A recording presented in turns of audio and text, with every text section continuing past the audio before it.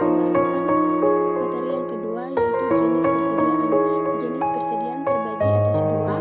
Yang pertama perusahaan dagang. Perusahaan dagang adalah persediaan yang didapat dari supplier atau produsen dan kemudian tanpa menunda barang tersebut yang akan dijual kembali ke konsumen.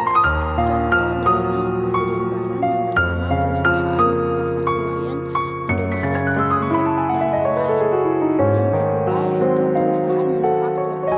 Perusahaan manufaktur adalah pengadaan untuk pengolah barang yang belum jadi menjadi barang jadi sebelum dijual. Ada beberapa hal. Yang pertama, bahan baku dan bahan pelengkap. Yang kedua, bahan dalam pengolahan. Yang ketiga, bahan jadi. Yang keempat, barang dalam penjualan. Yang kelima, barang konsignasi. Baik, kita masuk dalam pembahasan materi yang ketiga yaitu sistem pencatatan persediaan. Sistem pencatatan persediaan terbagi atas dua. Yang pertama, sistem periode. Sistem periode merupakan metode periode atau sering disebut dengan metode fisik. Dilakukan dengan menghitung jumlah persediaan di akhir suatu periode untuk melakukan pembukuannya. Sedangkan sistem perpetual merupakan metode perpetual, disebut juga metode baku, adalah sistem di mana setiap persediaan yang masuk dan keluar dicatat di pembukuan atau secara terus-menerus. Baik, di sini saya akan menjelaskan perbedaan periodik dan perpetual dalam bentuk contoh soal. Pada tanggal 2 November, PT Zoom mencatat pembelian barang dagang sebesar 1.200.000 secara kredit dengan syarat 2/10 dan 30. Maksud dari syarat 2/10 adalah jika PT Zuma membayar masih dalam masa diskon atau 10 hari, maka PT Zuma mendapatkan diskon sebesar 2%.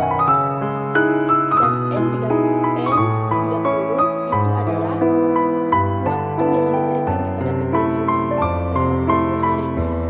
Baik, di sini akan saya menjelaskan perbedaan pencatatan jurnal periodik dan perpetual. Pada periodik, pencatatan yang timbul yaitu pembelian sebesar 1.200.000 kepada utang dagang sebesar 1.200.000. Nah, sedangkan di perpetual yang timbul itu adalah persediaan sebesar 1.200.000 kepada utang dagang sebesar 1.200.000. Tadi kan pada soal di atas PT Zuma mendapatkan diskon sebesar 2%. Jadi perkaliannya yaitu 1.200.000 dikalikan 2% sama dengan 24.000. Jadi pencatatan jurnal dalam periodik dan perpetual yaitu dalam periodik pembelian sebesar 1.200.000 di sebelah debit dan diskon pembelian sebesar 24.000 di sebelah kredit dan kas sebesar 1.176.000 di sebelah kredit. Nah, kalau di perpetual yang timbul itu adalah utang dagang sebesar 1.200.000 dan kan kalau di periodik itu diskon pembelian, tetapi kalau di perpetual yaitu persediaan sebesar 24.000 dan kas sebesar 1.176.000. PT Zuma mengembalikan barang dagang yang dibeli 2 November karena cacat. Biaya dicatat sebesar perolehan termasuk diskon sebesar 300.000 dan PT Zuma mencatat pengembalian barang pada tanggal 15 November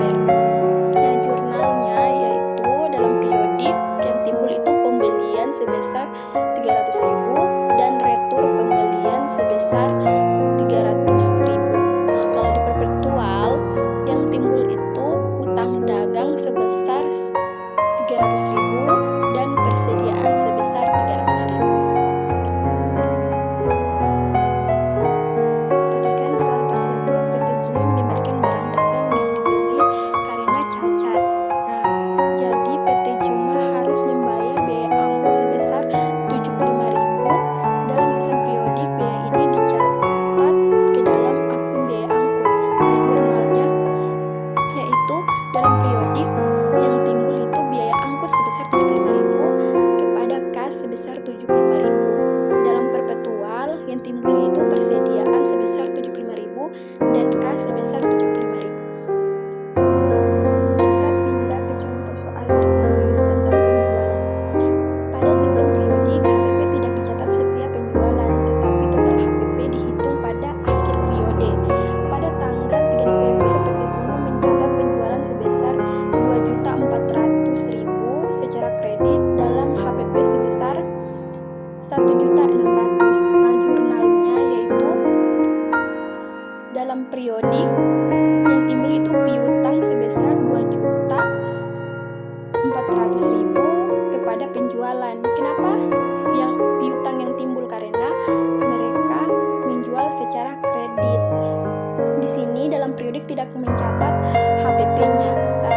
Sedangkan di perpetual yang timbul itu piutang sebesar 2.400.000 kepada penjualan sebesar 2.400.000. Kalau di perpetual di sini dicatat juga HPP-nya karena dicatat secara terus-menerus, yaitu HPP sebesar 1.600.000 kepada persediaan sebesar 1.600.000.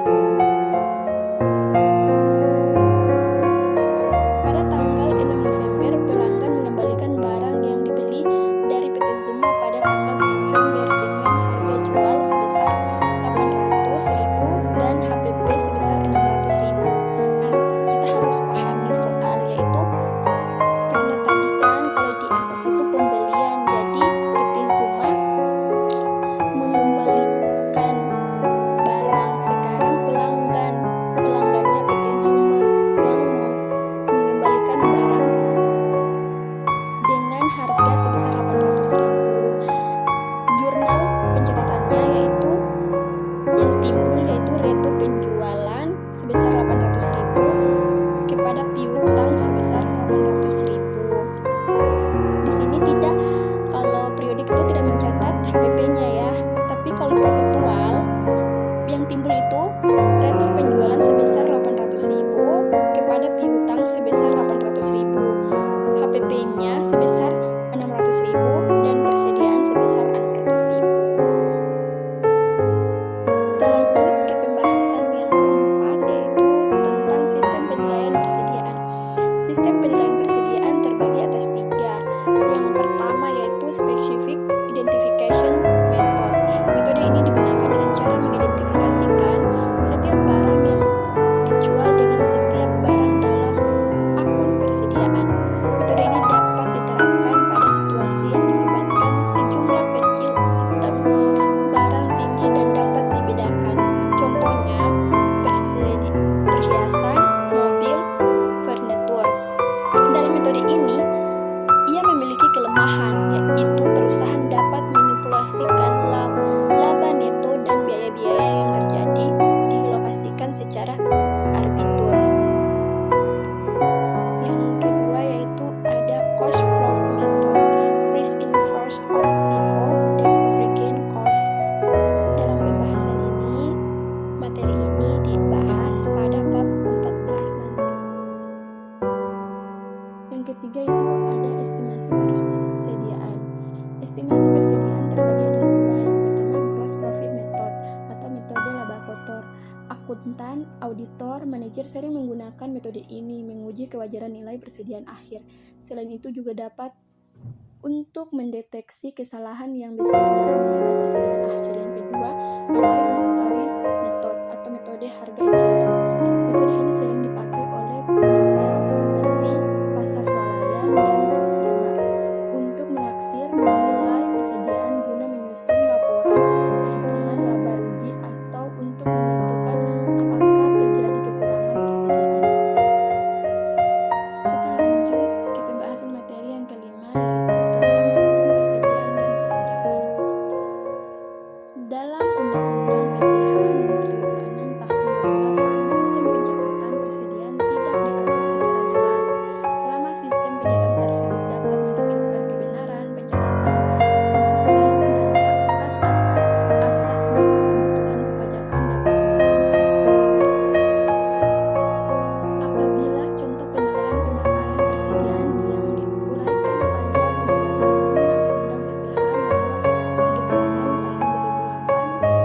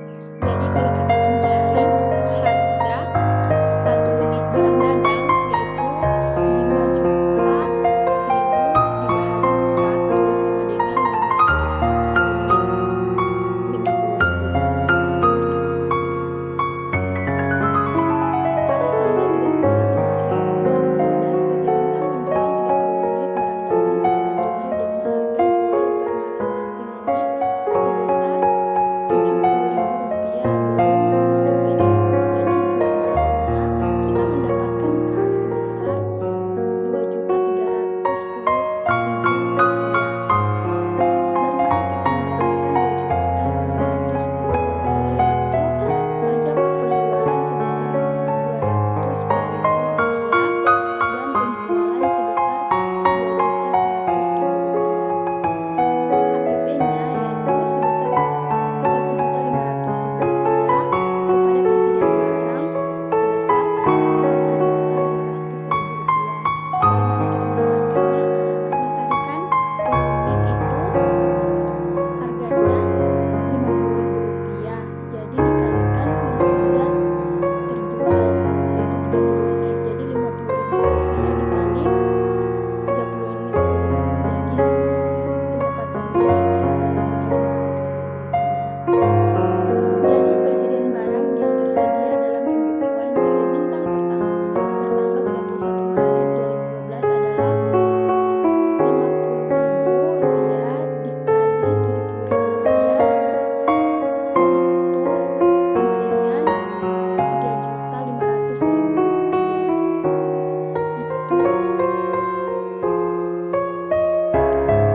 Apabila PT Bintang digunakan sebagai PKP, maka untuk jurnal pada saat pembelian barang dagang sebagai berikut, yaitu yang timbul persediaan barang dagang sebesar Rp5.500.000 kepada kas atau bank sebesar Rp2.500.000.